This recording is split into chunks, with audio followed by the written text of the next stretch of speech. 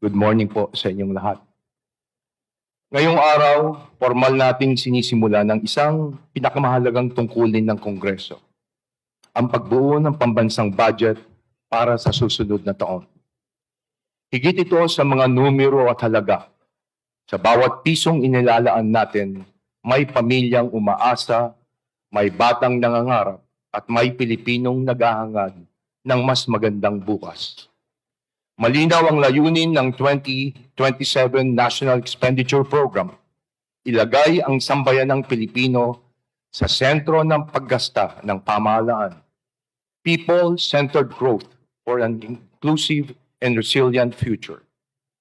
Sa kanyang State of the Nation address, inalatag ni Pangulong Ferdinand Marcos Jr.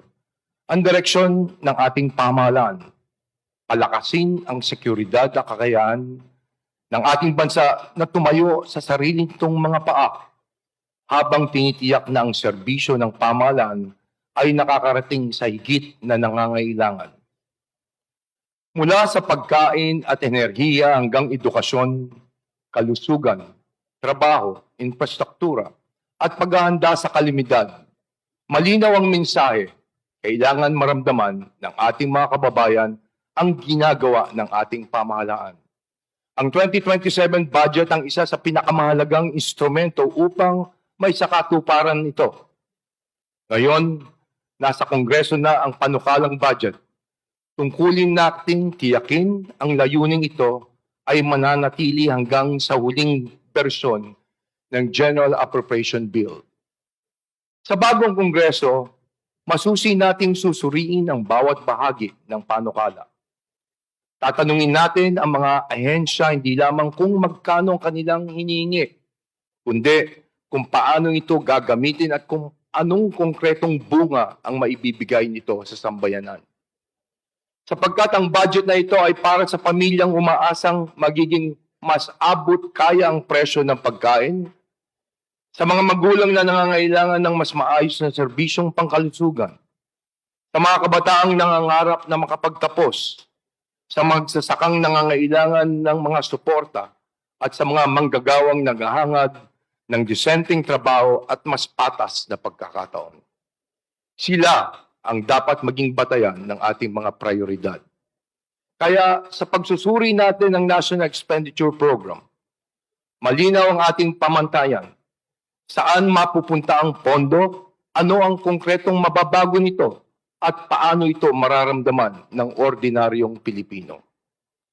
Pananatilihin din nating bukas at transparent ang proseso.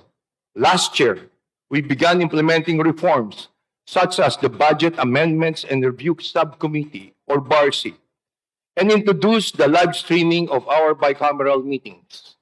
Ang budget ay para sa taong bayan. May karapatang silang malaman kung saan ito mapupunta at sisikapin po natin na maging mas bukas pa ang pagbubuo ng ating national budget. Binigyan din ng Pangulo sa kanyang SONA na ang bawat pisong na ililigtas mula sa pag-aaksaya, maling paggasta o katiwalian ay pisong maaring ilaan sa silid-aralan, ospital, pagkain, trabaho, agrikultura at iba pang serbisyong direktang kailangan ng ating pong mga kababayan. Hindi sapat na sabihin kung magkano ang ginagastos. Dapat may pakita kung ano ang nagagawa ng bawat piso. Ang bawat piso ay dapat may katumbas na ginhawa sa bawat Pilipino. Yan ang ating pananagutan. Tiyakin ang pondo ay may malinaw na layunin. Ang mga programang ay may tunay na pakinabang at ang bawat desisyon ay may positibong epekto sa buhay ng mga Pilipino. Sa mga susunod na linggo, magiging masusi ang ating trabaho. Magtatanong tayo, makikinig tayo, at sisiguraduhin nating malinaw sa publiko ang bawat hakbang ng prosesong ito. Dala natin ang hamon ng ating Pangulo sa pagtatapos ng kanyang SONA. Tapusin ang mga nasimulan at tuparin ang ating mga pangako sa sambayanan. Para sa bagong Kongreso, yan ang layunin ng 2027 budget. Isalin ang mga pangako sa programa, ang mga programa na may konkretong epekto at mga bawat pisong ginagastos sa tunay na pagbabago sa buhay ng ating mga kababayan. Sa dulo, iisa ang ating sukatan. Isang budget na tunay na para sa tao at tunay na mararamdaman ng tao.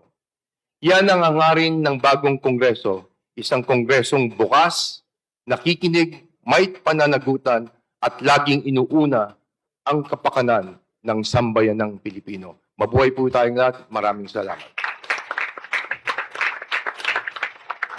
Thank you very